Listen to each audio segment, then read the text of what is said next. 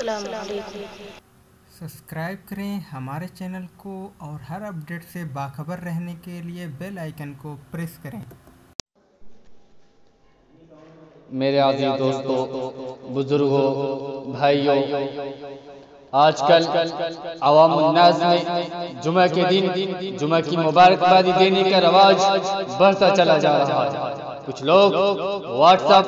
Face بک، Twitter اور Instagram اور دوسری ویب سائٹوں کے ذریعہ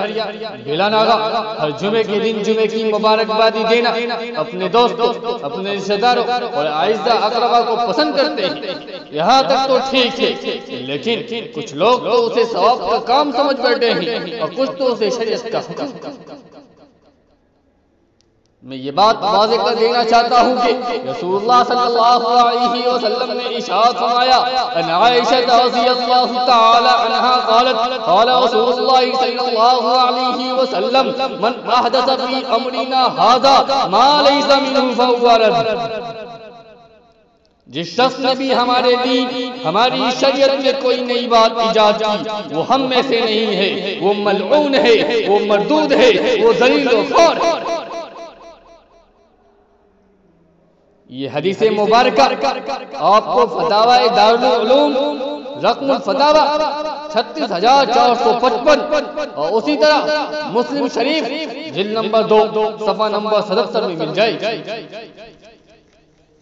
تو میں یہ کہہ رہا تھا کہ اگر کوئی شخص جمعے کی مبارکبادی کسی بھی طرح اپنے دوستوں کو شریعت کا حکم سمجھ کر یا شریعت کا جز سمجھ کر اور شریعت میں اسے داخل کر کے یا سنت نبی سمجھ کر پیش کرے گا تو اس نے بدعت کی، اور جس نے بدعت کی گویا اس نے خلاف شریعت کام کیا، اور جس نے خلاف شریعت کام کیا گویا اس نے دین میں نئی بات، نئی چیز، نئی شے ایجاد کی۔ اور جو کوئی بھی دین میں نئی بات ایجاد کرے گا، چاہے وہ حفاظ کرام ہو یا علماء کرام، عوام الناس ہو یا مجاہد اسلام، وہ مردود و ملعون ہے۔